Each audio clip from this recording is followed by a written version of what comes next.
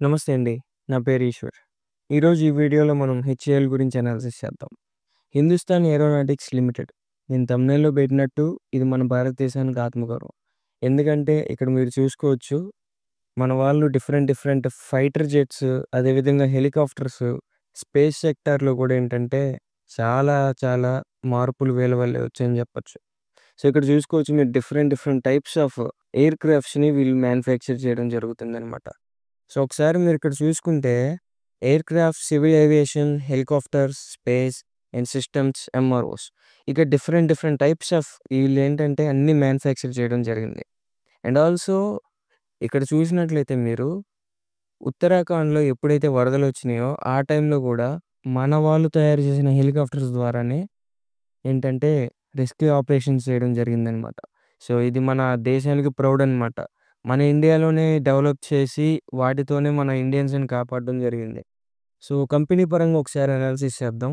Present అయితే ఇక్కడ మీరు చూసుకోవచ్చు టాప్ మేనేజ్మెంట్‌ని. ప్రెజెంట్ అయితే డాక్టర్ డీకే సునీల్ గారైతే మనకి చైర్మన్ అండ్ మేనేజింగ్ డైరెక్టర్‌గా ఉన్నారు. అండ్ నేనిక్కడ ఎందుకు చెప్తున్నానంటే ఈయన గురించి మీరిక్కడ చూసుకోవచ్చు. డాక్టర్ డీకే సునీల్ గారి లీడర్‌షిప్‌లో ఏంటంటే ఇక్కడ మీరు చూసుకోవచ్చు. High power radar power supply, voice activated control systems ఇలాంటివేంటంటే ఈయన నేతృత్వంలోనే ఇవన్నీ డెవలప్ జేయడం జరిగింది. ఎయిర్ క్రాఫ్ట్స్‌కి సంబంధించి. సో, ఇదనేది ఒక గొప్ప ఘనత అని జెప్పొచ్చు ఈయన నాయకత్వంలో. అండ్ ఇక్కడ చూసుకోవచ్చు ఇప్పుడు ప్రెజెంట్ డైరెక్టర్‌గా ఇక్కడ హ్యూమన్ రిసోర్స్‌కి అండ్ ఫైనాన్స్‌కి కూడా ఇక్కడ మీరు టాప్ మేనేజ్మెంట్‌ని అయితే చూడొచ్చు. అండ్ ఒకసారి మనం చాట్‌జీపీటీతో అనాలిసిస్ చేసాము. ప్రెజెంట్ అయితే కంపెనీ గురించి చూసుకోవచ్చు ఇక్కడ 1940లో అయితే ఎస్టాబ్లిష్ చేయడం జరిగింది. మనకి బిఫోర్ ఇండిపెండెన్స్ అని చెప్పొచ్చనమాట. అండ్ 1951లో ఫస్ట్ ఎయిర్ క్రాఫ్ట్ ప్రొడక్షన్ అయితే జరిగింది. అది కూడా హెచ్ఎఫ్-21 మారట్ వచ్చేసి. అండ్ మీరదే ఇప్పుడు స్క్రీన్ మీద చూస్తున్నారు. ఇదే మన ఫస్ట్ ఇండియన్ ఎయిర్ క్రాఫ్ట్ అని అయితే చెప్పొచ్చు. 1951లో అయితే దీన్ని డెవలప్ చేయడం జరిగింది. అండ్ 1964లో హెలికాప్టర్స్ ప్రొడక్షన్‌లోకి అయితే వీళ్ళు స్టార్ట్ చేశారు. And cheetah and Chetak helicopters అయితే 1964లో ప్రొడ్యూస్ అయితే అవ్వడం జరిగింది. మీరు వాటిని ఇక్కడ చూసుకోవచ్చనమాట. హెలికాప్టర్ సెక్షన్‌లో ఇక్కడ చీతా అండ్ చేతక్ ఈ రెండిటిని 1960లో వీళ్ళైతే డెవలప్ చేయడం జరిగిందనమాట.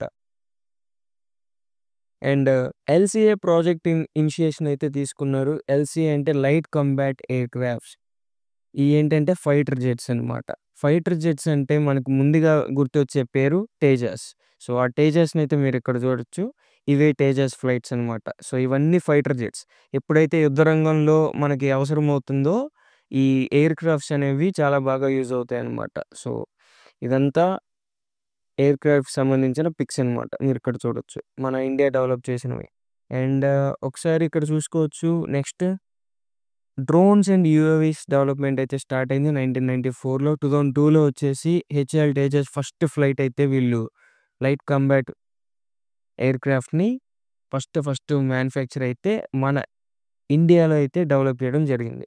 2015లో వచ్చేసి హెచ్ఏఎల్ ఎస్యు-30 ఎంకే ప్రొడక్షన్ అయితే స్టార్ట్ చేశారు. ఇది కూడా ఏంటంటే టాప్ మోస్ట్ ఫైటర్ జెట్ అనమాట. ఇక్కడ మీరు చూసుకోవచ్చు. ఇదే హెచ్ఏఎల్ ఎస్యు-30 ఎంకే అనమాట. ఇది కూడా ఫైటర్ జెట్‌గా చెప్పుకోవచ్చు. అండ్ ఇక్కడ ఇంకోటి చూడొచ్చు మీరు. దాని తర్వాత ఇండక్షన్ ఆఫ్ హెచ్ఏఎల్ తేజస్. ఏంటంటే ఎయిర్ ఫోర్స్‌లోకి అఫీషియల్‌గా 2016లో తేజస్ ఫ్లైట్స్ అనేవి మనకి అఫీషియల్‌గా అయితే మనకి వచ్చాయన్నమాట. అండ్ 2020లో చూసుకుంటే హెచ్ఏఎల్ సి-295 అనే ఈ కాంబాట్ ఈ ఏరోప్లేన్‌ని మనోళ్ళు మ్యానుఫ్యాక్చర్ చేయడం జరిగింది. ఇక్కడ చూసుకోవచ్చు మీరు. సో, వీళ్ళనైతే ఈ స్క్రీన్ మీద కనిపిస్తుంది గదా! సో, ఇదే మన సి-295. అండ్ తర్వాత ఇప్పుడు 2022 లాస్ట్ 3, 4 ఇయర్స్‌గా చూసుకుంటే లైట్ యుటిలిటీ హెలికాప్టర్స్‌నైతే మ్యానుఫ్యాక్చర్ చేయడం జరుగుతుంది. అండ్ 2023లో మన వాళ్ళు అచీవ్‌మెంట్ అయితే సాధించారు. 1000 ఎయిర్ క్రాఫ్ట్స్ ప్రొడక్షన్‌ని సక్సెస్‌ఫుల్‌గా ఆల్ కేటగరీస్‌లో డిఫరెంట్ వేరియస్ కేటగరీస్‌లో మ్యానుఫ్యాక్చర్ చేయడం అయితే జరిగిందనమాట.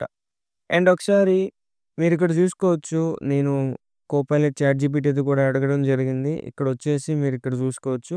మన హెలికాప్టర్స్ లేదా మన ఫైటర్ జెట్స్‌తో ఏమేమి ఇక్కడ వాళ్ళు అచీవ్‌మెంట్స్ చేశారంటే 2004లో ఇండియన్ సునామీ నుంచి అండ్ 2010 ఫ్లాష్ ఫ్లడ్స్ నుంచి 2011 సిక్కిం ఎర్త్‌క్వేక్, 2013 ఉత్తరాఖండ్ ఫ్లడ్స్ వీటన్నిటిలో మన హెచ్ఏఎల్ తయారు చేసిన ఈ వేరియస్ హెలికాప్టర్స్ కానీ, ఏరోప్లేన్స్ గానీ ఏంటంటే యూజ్ అవ్వడం జరిగింది. ఒకసారి మనం కంపెనీ పరంగా అనాలిసిస్ చేద్దాం. ఇక్కడ చూసుకోవచ్చు ప్రెజెంట్ ప్రైస్ అయితే రూ.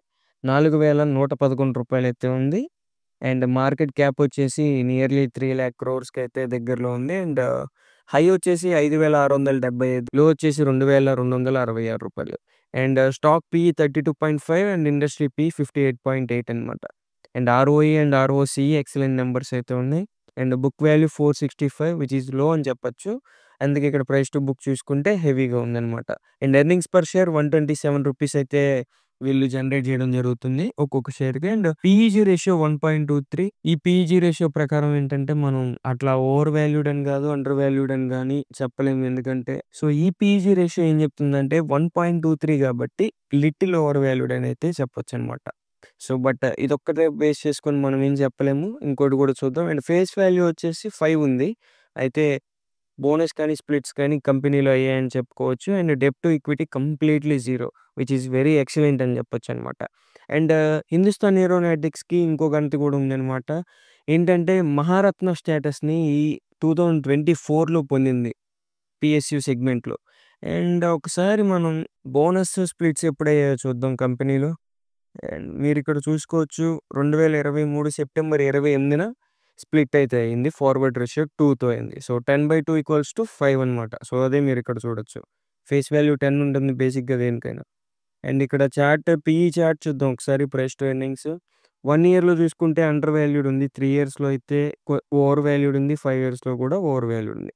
సో ఓవరాల్‌గా లైక్ మనం ఇర్కాన్ ఎలా అయితే మనం చూసామో సేమ్ ఇది కూడా పీఈ పరంగా అయితే మనకేంటంటే 1 ఇయర్‌లో అండర్ వాల్యూడ్ ఉంది. 3 ఇయర్స్‌లో, 5 ఇయర్స్‌లో అయితే కొంచెం ఓవర్ వాల్యూడ్ అయితే ఉందన్నమాట. సో మనం మీడియన్ పీఈ నుంచి అయితే కిందకి చూసుకోవచ్చు. ఇది కూడా ఎందుకు తగ్గింది అంటే పీఈ ఎర్నింగ్స్ పర్ షేర్ కంటిన్యూయస్‌గా పెరుగుతుంది కాబట్టి. సో ఎర్నింగ్స్ పర్ షేర్ పెరుగుతూ ఉంటే పీఈ అనేది తగ్గుతూ ఉంటుంది. So which is a good indication అన్నట్టు కంపెనీకి. అండ్ ప్రోస్ అండ్ కాన్స్‌లో చూసుకోవచ్చు. కాన్స్‌లో అయితే ఇది నెగ్లెక్ట్ చేసేయొచ్చు మీరు book value. And poor sales growth అయితే పాస్ట్ 5 ఇయర్స్‌గా చేసిందన్నారు. చూద్దాం ఒకసారి. అండ్ ప్రమోటర్ హోల్డింగ్ కూడా తగ్గడం అయితే జరిగింది. That means major part of the holdings ఏంటంటే గవర్నమెంట్ ఆఫ్ ఇండియానే హోల్డ్ చేస్తుంది. అది కూడా చూద్దాం. వీళ్ళు ఎంత పర్సెంటేజ్ అయితే లాస్ట్ క్వార్టర్‌లో తగ్గించుకున్నారో. అండ్ ఇక్కడ చూసుకోవచ్చు పీర్ కంపారిజన్‌లో all other segments aerospace and defence, engineering ఇండస్ట్రీస్‌లో భారత్ డైనమిక్స్ కానీ, BEML, MTAR technologies, Paras defence, ideaForge technologies, NIBE. So ఈ డిఫరెంట్ డిఫెన్స్ సెగ్మెంట్‌కి సంబంధించిన ఆల్ కంపెనీస్‌ని మీరు ఇక్కడ కంపారిజన్ చేసుకోవచ్చు. అండ్ అన్నిట్లోకి వచ్చేసి but number of share holders దీంట్లోనే హైయెస్ట్ ఉన్నారనమాట హెచ్ఏఎల్. క్వార్టర్లీ రిజల్ట్స్ చూసుకోవచ్చు. లాస్ట్ క్వార్టర్‌తో పోలిస్తే ఇప్పుడు క్వార్టర్లీ రిజల్ట్స్‌లో ఈ క్వార్టర్ అనేది కొంచెం ఇంప్రూవ్‌మెంట్ అయితే కనిపించింది. అండ్ అదేవిధంగా నెట్ ప్రాఫిట్ కూడా 1436 నుంచి 1490. సో కొంచెం నెట్ ప్రాఫిట్ కూడా పెరగడం అయితే గమనించొచ్చు. ఓపీఎం ఆబ్వియస్‌గా హైలోనే ఉంటుంది. ఎందుకంటే ప్రాఫిట్స్ కూడా, సేల్స్ కూడా పెరిగాయి కాబట్టి. అండ్ లాస్ట్ 3, 4 ఇయర్స్‌గా చూసుకున్నట్లయితే 5,500 కోట్లు ఉండేది. ఇప్పుడు నియర్లీ 5,900 కోట్లు లేదా మీరు 6,000 కోట్లు అయితే చూసుకోవచ్చు. అండ్ ప్రాఫిట్ అయితే దగ్గరగా డబుల్ అయినాయని చెప్పొచ్చు. 800 కోట్ల నుంచి ఇప్పుడు 1,500 కోట్లకైతే వచ్చిందనమాట. ఎర్నింగ్స్ పర్ షేర్ కూడా కంటిన్యూయస్‌గా గ్రో అవుతూ వస్తుంది లాస్ట్ 3 ఇయర్స్‌గా. అండ్ ప్రాఫిట్ అండ్ లాస్ చూసుకోవచ్చు. 10 ఇయర్స్‌గా చూస్తే 15,000 కోట్లు ఇక్కడ కౌంట్ చేసుకోవచ్చు. అండ్ ఇప్పుడు చూస్తే 30,000 కోట్లు డబుల్ అయితే అయింది రెవెన్యూస్‌లో. ఓపీఎం కూడా 5 నుంచి 32కి అయితే వచ్చేసిందనమాట. అండ్ నెట్ ప్రాఫిట్ 3,000 కోట్ల నుంచి ఇప్పుడు 7,500 కోట్లకైతే వచ్చిందనమాట. So which is a good sign for company అన్నట్టు. Stock price CAGR excellent numbers అయితే ఇచ్చింది. లాస్ట్ ఇయర్ మొత్తం కంప్లీట్ ర్యాలీ అయితే వచ్చింది ఈ స్టాక్‌లో. మనం ఒకసారి టెక్నికల్ అనాలిసిస్ చేసేటప్పుడు కూడా చూద్దాం ఒకసారి కంపెనీ పరంగా. అండ్ ఇక్కడ చూసుకోవచ్చు మీరు 5 ఇయర్స్‌లో 60% ఇచ్చింది. Which is a very humongous returns అని చెప్పొచ్చు. 3 ఇయర్స్‌లో 83%, 1 ఇయర్‌లో 84% అనమాట. సో మంచిగా అయితే స్టాక్ జనరేట్ చేసింది ప్రాఫిట్స్‌ని. అండ్ బ్యాలెన్స్ షీట్ చూసుకోవచ్చు. టోటల్ అసెట్స్ ఇప్పుడు 87,000 కోట్లు దగ్గరగా ఉన్నాయి. అండ్ ఫిక్స్డ్ అసెట్స్ వచ్చేసి వీళ్ళకి ఇక్కడ చూసుకోవచ్చు. Machinery, land, buildings, equipments all other మొత్తం ఇక్కడ కౌంట్ చేసుకుంటే వాళ్ళ ఇన్వెస్ట్‌మెంట్స్ చేయడం గానీ, ఓవరాల్‌గా చూసుకుంటే 87,000 కోట్లకు దగ్గరలో అయితే వీళ్ళు ప్రెజెంట్ క్వార్టర్ దాకా అయితే కౌంట్ చేసుకోవచ్చు. వాళ్ళైతే కంటిన్యూయస్‌గా ఇన్వెస్ట్‌మెంట్స్‌ని గానీ, అది వాళ్ళైతే కంటిన్యూయస్‌గా ఇన్వెస్ట్‌మెంట్స్‌ని గాని, అదే విధంగా ఫిక్స్డ్ అసెట్స్ గాని కంటిన్యూయస్‌గా పెంచుకుంటూ వెళ్లారు. సో, టోటల్ అసెట్స్ అయితే 86,000 కోట్లయితే ఉన్నాయి.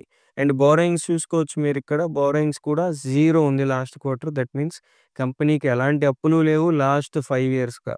సో, అదే విధంగా వచ్చిన ప్రాఫిట్ అంతా కంపెనీకే కాబట్టి ఓపీఎంలో మనకేంటంటే పాజిటివ్‌గా కనిపిస్తుంది. అండ్ షేర్ హోల్డింగ్ ప్యాటర్న్ చూడొచ్చు 75.15 which is a huge part of the company ఏంటంటే గవర్నమెంట్ ఆఫ్ ఇండియానే హోల్డ్ చేస్తుంది. బట్ లాస్ట్ 3 ఇయర్స్‌గా చూసుకుంటే కంపెనీలో లాస్ట్ 1, 2 ఇయర్స్‌గా చూసుకుంటే వీళ్ళ హోల్డింగ్ అయితే తగ్గిందనమాట. అండ్ ఎఫ్ఏఎస్ చూసుకోవచ్చు కంటిన్యూయస్‌గా వీళ్ళు ఇంప్రూవ్ చేసుకుంటూ ఎళ్లారు. బట్ లాస్ట్ 2, 3 క్వార్టర్స్‌గా అయితే తగ్గించుకుంటూ వచ్చారు. అదేవిధంగా మీరిక్కడ చూసుకున్నట్లయితే స్టాక్ ప్రైస్ కూడా 2, 3 క్వార్టర్స్‌గా డౌన్ అయితే అయిందనమాట. అండ్ డీఏఎస్ కూడా చూసుకోవచ్చు. ఇక్కడ మ్యూచువల్ ఫండ్స్‌తో పాటు ఎల్ఐసి కూడా హ్యూజ్ ఇన్వెస్ట్‌మెంట్స్ చేసింది. కాకపోతే దాన్ని తగ్గించుకుంటూ వచ్చింది.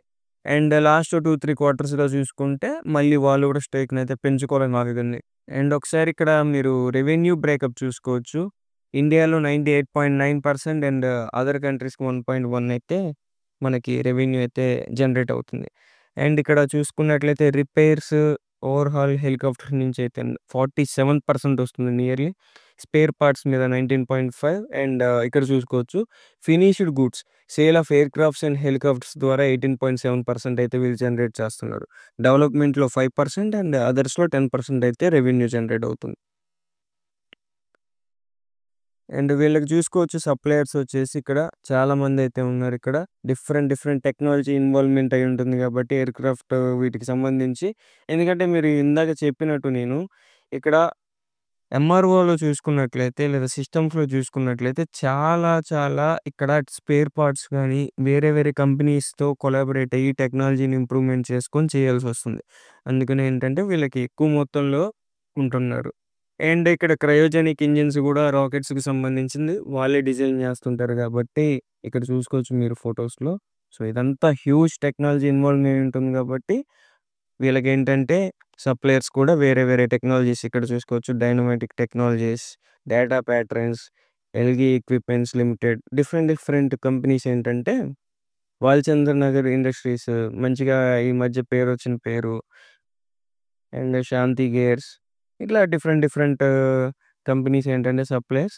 అదేవిధంగా కస్టమర్స్ వచ్చేసి defence, Boeing, Airbus, Bharat heavy electronics, oil and natural gas corporation. So, వీళ్ళంతా కస్టమర్స్‌గా ఉన్నారు. అండ్ మ్యూచువల్ ఫండ్ హోల్డింగ్ అదే విధంగా చూసుకుంటే లాస్ట్ 1, 2, 3, 4, 5 లాస్ట్ 5 మంత్స్ నుంచి అయితే కంటిన్యూయస్‌గా డ్రాప్ చేసుకుంటూ వచ్చినోళ్ళు లాస్ట్ మంత్‌లో మాత్రం నియర్లీ 5,00,000 షేర్లనైతే పోర్ట్‌ఫోలియోస్‌లోకి యాడ్ చేసుకోవడం అయితే జరిగిందనమాట. సో, దాని మీనింగ్ ఏంటంటే స్టాక్ పరంగా ఎక్కడైనా మేబీ ఇక్కడ చూసుకుంటే మల్టిపుల్ సపోర్ట్ లైన్స్‌గా బిహేవ్ చేసింది కాబట్టి, మేబీ అక్టోబర్‌లో తీసుకున్నారంటే అదే మల్టిపుల్ సపోర్ట్స్‌గా తీసుకుంది కాబట్టి మేబీ ఇక్కడ వాళ్ళేంటంటే బాటమ్ ఫిషింగ్‌గా భావించి మేబీ సపోర్ట్స్‌గా ఉన్నట్లు అనిపించింది కాబట్టి వాళ్ళైతే కొంచెం అక్యుములేట్ అయితే చేసుంటారు. అండ్ ఆల్సో ఇంకొక రీజన్ ఏంటంటే మనకి ఎర్నింగ్స్ పర్ షేర్ కంటిన్యూయస్‌గా పెరిగింది కాబట్టి లాస్ట్ క్వార్టర్ కూడా అందుకని అక్యుములేట్ చేయడం స్టార్ట్ చేశారు మ్యూచువల్ ఫండ్స్ కూడా అని నేను అనుకుంటున్నాను పర్సనల్‌గా. కంపెనీ పరంగా చూసుకున్నట్లయితే డివిడెండ్స్ అయితే కంటిన్యూయస్‌గా ఇస్తూనే ఉంది డివిడెండ్స్. అండ్ ఆల్సో కంపెనీలో ఇప్పుడు ప్రెజెంట్ అయితే 22,655 మంది ఎంప్లాయీస్ అయితే వర్క్ చేస్తున్నారు. So, which is a good thing అన్నట్లు. అండ్ ఒకసారి మనం టెక్నికల్ అనాలిసిస్ కూడా చేసేద్దాం. టెక్నికల్ అనాలిసిస్‌లో చేస్తే ఇప్పుడు మీరు ఆల్ టైమ్ హై నుంచి అయితే స్టాక్ ప్రెజెంట్ నియర్లీ 30% అయితే డ్రాప్ అయితే అవ్వడం జరిగిందనమాట. సో, స్టాక్ కూడా కరెంట్ ఇక్కడ మీరు చూసుకోవచ్చు. ఎగ్జాక్ట్‌లీ ఇక్కడే మనకి సపోర్ట్ అయితే తీసుకోవడం జరిగింది. విచ్ ఈస్ మేలో వచ్చేసి టాప్ రెసిస్టెన్స్‌గా ఏదైతే యాక్ట్ చేసిందో. సో, ఇక్కడ ఫాల్స్ బ్రేక్‌ఔట్ అయింది. కానీ నెక్స్ట్ డే అయితే క్లోజ్ అయితే అవ్వడం జరిగింది. సో, మనం ఏంటంటే ఫాల్స్ బ్రేక్‌ఔట్స్‌ని అవాయిడ్ చేయడం కోసం ఒక్కరోజు వెయిట్ చేస్తామనమాట. ఇదైతే ఇప్పుడు మీరు చూసుకోవచ్చు. ఒక ట్రెండ్ లైన్‌లో అయితే ఫార్మేషన్ అయితే జరిగింది. సో, మీరేంటంటే ఈ ట్రెండ్ లైన్‌ని ఇక్కడ చూడొచ్చు. ఎంత బ్యూటిఫుల్‌గా రెస్పెక్ట్ చేస్తుందో. నేను ఇక్కడి నుంచి ఇప్పుడు ట్రెండ్ లైన్ గీస్తాను చూడండి ఇక్కడ. దీన్ని బట్టి ఏమర్థమవుతుందంటే స్టాక్ ఒక ట్రెండ్ లైన్‌లో ఫార్మేషన్ అవుతుందని అర్థమవుతుంది. సో, ఆబ్వియస్‌గా ఇక్కడి నుంచి ఇట్లా వెళ్ళే ఛాన్స్ అయితే ఉంటుంది. ఒకవేళ బ్రేక్ అయితే గనక మళ్ళీ రీటెస్ట్ చేసుకొని మళ్ళీ రీసెంట్ టాప్స్‌కైతే ఎళ్ళే ఛాన్స్ ఉందని నేను అనుకుంటున్నా. ఒకవేళ ఈ కంపెనీలో మళ్ళీ ర్యాలీ రావాలి అంటే మీరు లైన్‌లో పెట్టుకోండి. అండ్ ఆల్సో అదే విధంగా ఈ లైన్ పెట్టుకున్నప్పుడు రీసెంట్ 2 టాప్స్ ఏవైతే ఉంటాయో ఆ రెండిటిని బ్రేక్ చేసి పైన క్లోజ్ అయితేనే మళ్ళీ స్టాక్‌లో ర్యాలీ అనేది ఉంటుంది. ఇక్కడైతే మళ్ళీ యాజ్ ఇట్ ఈజ్ ఇదొచ్చేసి రూ. 4,680 అన్నట్టు. ఇది ఎప్పుడైతే క్లోజ్ అవుతుందో మళ్ళీ స్టాక్‌లో ర్యాలీ కనిపించే ఛాన్స్ అయితే ఉంటుంది. బట్ ఇది మాత్రం గుర్తుంచుకోండి. మళ్ళీ కంపెనీకి ఎర్నింగ్స్ పర్ షేర్ కంటిన్యూస్‌గా గ్రోత్ ఉంటేనే ఆ ఛాన్స్ వస్తుంది. లేదు అంటే కంటిన్యూస్‌గా ఇదేంటంటే కన్సాలిడేషన్ అయ్యే ఛాన్స్ అయితే ఉంటుంది. బట్ మీరు ఓవరాల్‌గా వీక్లీ చార్ట్ చూసుకున్నట్లయితే కంటిన్యూస్‌గా అప్ ట్రెండ్‌లోనే ఉంది చార్ట్. సో, ఇంకొకసారి నేను మంత్లీలో కూడా పెట్టి చూపిస్తాను మీకు. మల్టీ బ్యాగర్ అయితే అయిపోయిందన్నట్లు చెప్పొచ్చు. ఎక్కడ 200 అట్లా ఉండే స్టాక్ రూ. 250 2020లో ఇప్పుడు ఇప్పుడు చూసుకోవచ్చు ఎక్కడి దాకా ఎళ్ళిందో. 2000% రిటర్న్స్ అయితే ఇవ్వడం జరిగింది. నియర్లీ ఎన్ని రోజుల్లో 2024 నియర్లీ 4 ఇయర్స్‌లో మల్టీ బ్యాగర్ ఉన్నట్లు. సో, ఏంటంటే కంపెనీ పరంగా ఓవరాల్ కంపెనీ ఫ్యూచర్ గ్రోత్‌లో గాని ఎప్పుడూ ఫ్లైట్ లేదా ఎయిర్ క్రాఫ్ట్స్ ఇలా హెలికాప్టర్స్ ఇవన్నీ డెవలప్ చేస్తూనే ఉంటుంది. ఇంకా ఫ్యూచర్‌లో మనకేంటంటే డిఫెన్స్‌కి గూడా బడ్జెట్ అలొకేట్ చేస్తారంటున్నారు. సో, అప్‌కమింగ్ బడ్జెట్స్‌లో గూడా. సో, ఈ విధంగా చూసుకున్నట్లయితే ఓవరాల్‌గా కంపెనీ పరంగా నేనైతే పాజిటివ్‌గానే ఉన్నాను. బట్ మీరేంటంటే యాజ్ ఇట్ ఈజ్ మనం ప్రీవియస్ వీడియోస్‌లో చెప్పుకున్నట్టు పీఎస్‌యూ సెక్టార్‌లో ఏ అయితే మనం ఇప్పటిదాకా అనాలిసిస్ చేసామో మీరు కావాలంటే ఆ వీడియోస్‌ని చూడొచ్చు ఒకసారి. ఎగ్జాంపుల్ నేను ఇర్కాన్‌లో కూడా చెప్పాను. పీఎస్‌యూ సెగ్మెంట్స్ ఎప్పుడైనా సరే మీరు ఆ సెక్టార్‌లో ఇన్వెస్ట్ చేయాలి అంటే ఎక్కువ కాలం వ్యూ ఉంటేనే ఇన్వెస్ట్ చేయడానికి రెడీ అవ్వండి. ఎప్పుడు వీటిల్లో ర్యాలీ వస్తుందో ఎవరు చెప్పలేరన్నట్టు. So, major part of the holdings government of India చేతిలోనే ఉంటుంది కాబట్టి లిక్విడిటీ తక్కువ ఉంటుంది. సో, ఏంటంటే మీరు లాంగ్ టర్మ్‌కి హోల్డ్ చేయగలను అనుకుంటేనే మీరు స్టాక్‌లో ఇన్వెస్ట్ అయితే చేయండి. బట్ ఇక్కడ చూసుకోవచ్చు 1, 2, 3, 4, 5, 6 లాస్ట్ 6 మంత్స్‌గా కంటిన్యూస్‌గా కిందకొస్తూనే ఉంది స్టాక్. సో, ఇక్కడ చూసుకోవచ్చు దీన్ని క్లోజ్ చేసింది. మళ్ళీ ఇక్కడ క్లోజింగ్, ఇక్కడ క్లోజింగ్, ఇక్కడ క్లోజింగ్. సో, ఇట్లా కంటిన్యూస్‌గా క్లోజ్ అవుతూనే ఉందంటే మీనింగ్ ఏంటంటే ఇంకా డౌన్ ట్రెండ్‌లోనే ఉంది కంపెనీ. సో, మళ్ళీ ఎర్నింగ్స్ పర్ షేర్ నెక్స్ట్ క్వార్టర్‌కొచ్చేపాటికి మంచిగా ఉంటే గనక అప్పుడు మళ్ళీ ర్యాలీ కొట్టే ఛాన్స్ ఉంది. బట్ 3, 5 ఇయర్స్‌లో చూసుకుంటే మనకి స్టాక్ ఓవర్ వాల్యూడ్‌గా ఉంది. 1 ఇయర్‌లో మాత్రమే అండర్ వాల్యూడ్ ఉందన్నట్టు. ఏంటంటే మాక్సిమం కన్సాలిడేషన్ అయ్యే ఛాన్స్ అయితే ఉంది. మేబీ బడ్జెట్ టైంకి మళ్ళీ ర్యాలీ వచ్చే ఛాన్స్ అయితే ఉంది. బట్ ఎప్పుడైతే మీకు గుర్తుంది కదా! ఎప్పుడు ర్యాలీ వస్తుందో కూడా మళ్ళీ ఈ రూ. 4,680 ఎప్పుడైతే క్రాస్ అవుతుందో అప్పుడు మళ్ళీ ర్యాలీ వచ్చే ఛాన్స్ అయితే స్టాక్‌లో ఉంది. అప్పటి వరకు కన్సాలిడేషన్ అవుతూనే ఉంటుందని నేను అనుకుంటున్నాను పర్సనల్‌గా. మీరు ఓన్ అనాలిసిస్ చేసుకొని మాత్రమే ఈ కంపెనీలో ఇన్వెస్ట్ చేయండి. ఈ వీడియో ఓన్లీ ఎడ్యుకేషనల్ పర్పస్ కోసం మాత్రమే తీసింది. Thank you.